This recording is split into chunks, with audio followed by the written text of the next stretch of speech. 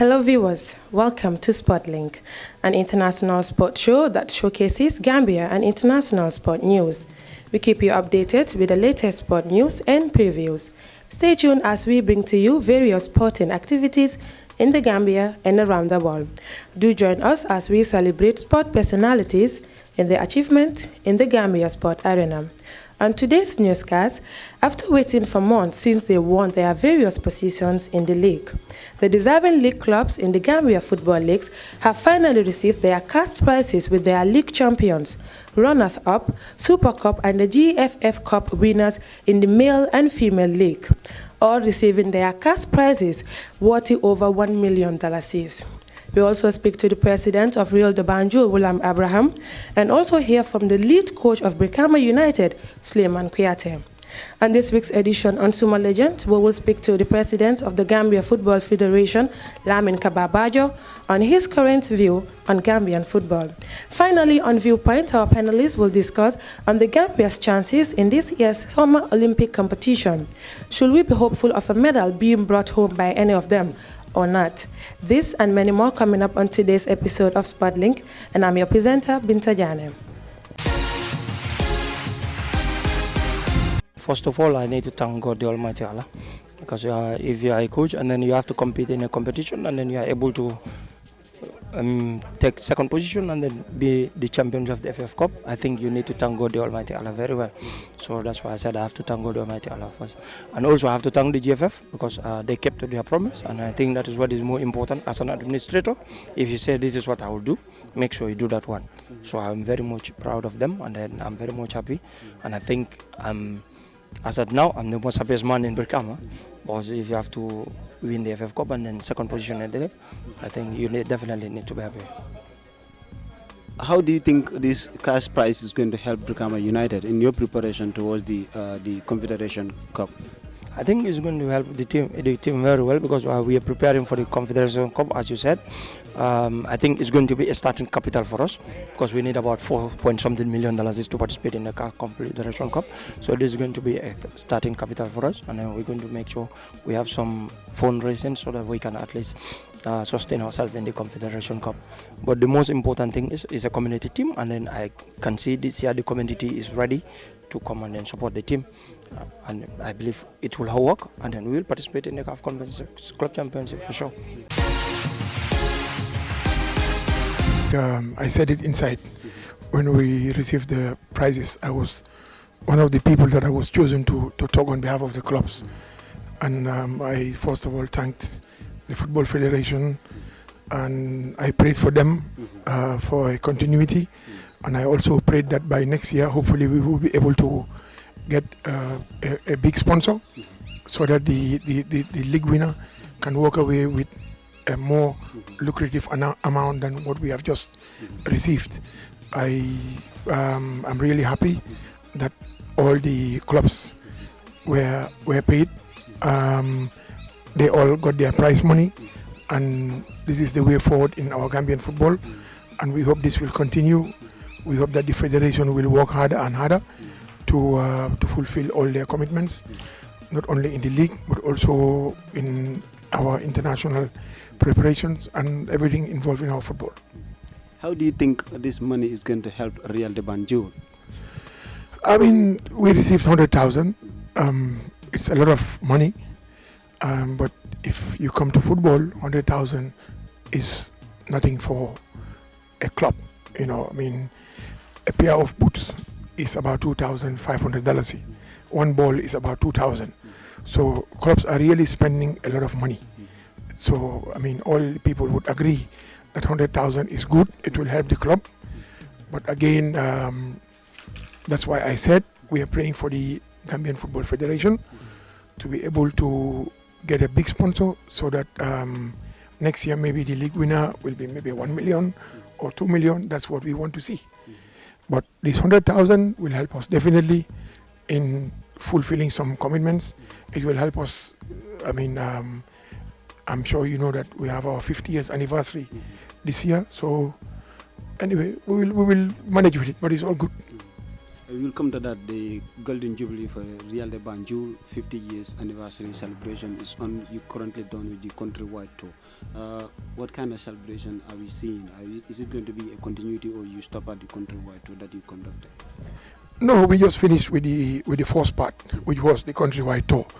We played 7 regions, and we won all the matches. We had good games in all the regions, and actually we have been invited by Bokum, which falls under the West Coast region, but they have really insisted for us to go and have a game with them this Saturday. So we are going to play Bokum this Saturday. The second part is the international tournament that we are expecting to host here on the 29th of October to the 6th of November. We have invited about 15 clubs from outside the Gambia, and so far we have 5 clubs who have confirmed their participation. So we had given them a deadline to the 15th of August to be able to close the clubs who will participate, and then we will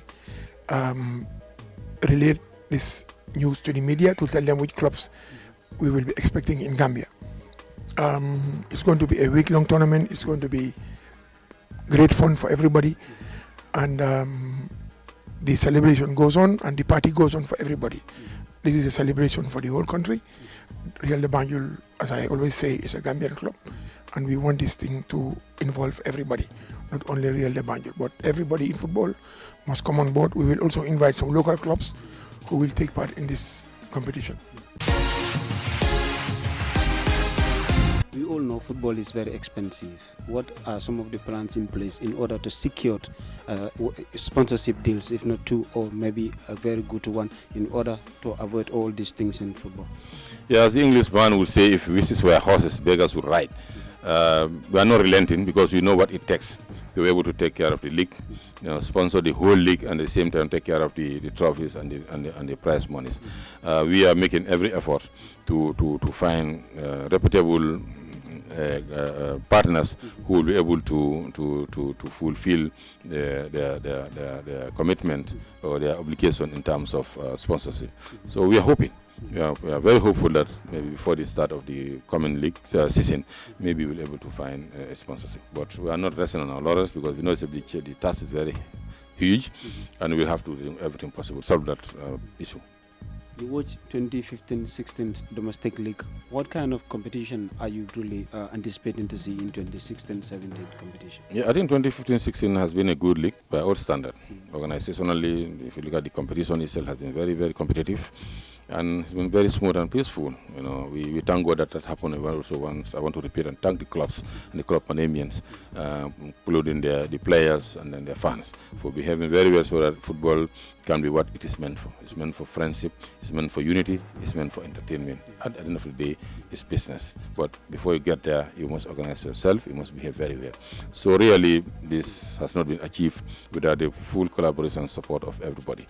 And then we are hoping that the forthcoming 2016-17 league will be better, because we have already gone back to the drawing board to look at what went wrong, what was weak, and then we are tightening the knots and the balls to ensure that at least we improve on our shortcomings, and then inshallah we hope to have a better one. What final message you have for the beneficiaries? The beneficiaries, we are here for them. We will not relent in our efforts. We'll do everything possible within our means, and we'll be very honest and frank to them. We don't have any reason to give any false hope to anybody. When we came in, we put up a blueprint. That's what we call the strategic development plan. The strategic development plan was an offshoot of the then team Kaba manifesto. Based on that manifesto, we were elected into office. So therefore, to be able to meet the demands and aspirations of the stakeholders who elected us into office, we have to translate that manifesto into action. Hence, the development of a 4-year development plan, strategic development plan. Come what may, we don't want to be distracted from that. Not for any sentiment, not for any ambition, not for any sort of motivation. We have a blueprint. At the end of the day, we want the Gambian football stakeholders to judge us based on that blueprint. That is the 4 years development plan, which has been called from the manifesto that brought us into office. So let them give us a little bit of time. We need some time, prayers, we need some patience and understanding. And our doors are open for any clarification or any further information that one may need. Thank you very much. Hello viewers, welcome to Viewpoint right here on SportsLink. Viewpoint is a segment created to discuss topical sporting issues and highlights. My name is Isatu M, Bokum, and I'll be your host. As usual, I have with me two gentlemen who are sports analysts, and I'll let them introduce themselves. My name is Barrow. Pleasure being here. And I am Model MBI. Thank you for having me. Thank you for joining us. On this segment, we'll be talking about the Rio 2016 Olympics in Brazil, wherein Gambia has 4 of its athletes. So we asked, are they only there to make up numbers, or we are expecting any of them to bring back home a medal? Barrow, what's your take in this? Thank you very much, Aisha. I think Gambia, it is a good representative for the nation. 2016 Rio Olympic, it is a big event where the athletes will go and showcase their talent, and Gambia send 4 of its athletes there. I think they're not going there to make numbers, but they're going to participate fully. But Adama Janneh and Gina Bass made their full qualification to the Olympic 2016, not the likes of the qualified in wildcards. That will show you that the athletes are ready, and when they go to Rio 2016, they will make something big for the nation.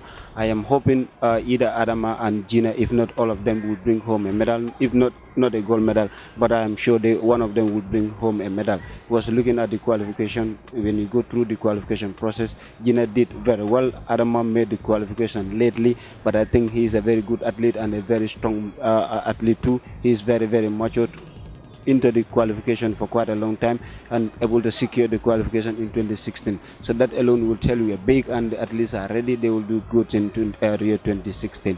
And we have a judoka, that's Fanjai, and we have a swimmer, Pam Jogan. So all of them are there. I think they are set to bring a smile back to the faces of the Gambian. Molamin Bia, do you think the Olympians are ready enough? Yeah, well, just like Barrow said, I kind of agree with him a little bit, on that they deserve their qualifications. Respect to them, they deserve their qualifications, and they deserve to be in Rio, and the country also needs athletes in the Rio Olympics, and it's good that we have 4 of them being representing, being representing us over there in Brazil.